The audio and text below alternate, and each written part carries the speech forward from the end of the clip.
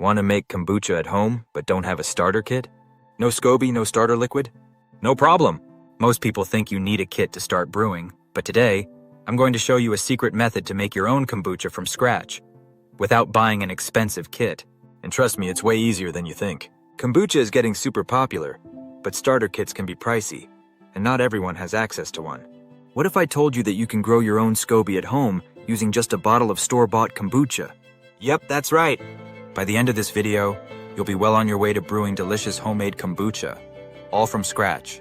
But wait, what exactly is kombucha?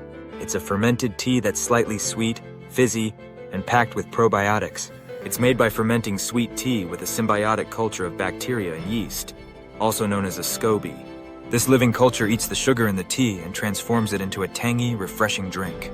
So, if we don't have a SCOBY or starter liquid, how do we make kombucha? Easy, we grow our own! Here's everything you'll need to grow your own SCOBY and start brewing kombucha at home. A bottle of raw, unflavored store-bought kombucha. This contains live cultures. 2 cups of black or green tea. Organic is best. 1/4 cup of sugar. A glass jar, at least 1 liter. A breathable cover, like a coffee filter or cloth. A rubber band. That's it. Just 6 simple things, and you're ready to grow your SCOBY.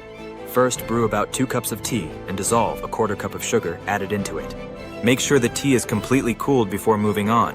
Hot tea will kill the live bacteria in the kombucha. Once your tea is at room temperature, pour it into your glass jar. Then, add 1 full bottle of raw, unflavored kombucha. This is key because it contains live cultures that will start the fermentation process. Now, cover the jar with a cloth or coffee filter and secure it with a rubber band. Place it in a warm, dark spot, ideally around 21 to 26 degrees Celsius or 70 to 80 degrees Fahrenheit.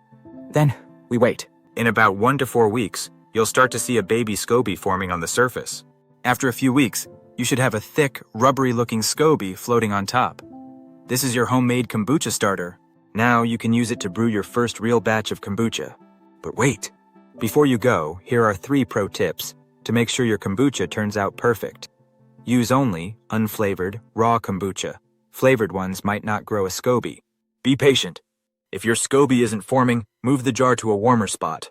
Once your SCOBY is ready, start small with your first batch. 1 liter is a great size to test your first brew. And there you have it, kombucha from scratch without a starter kit.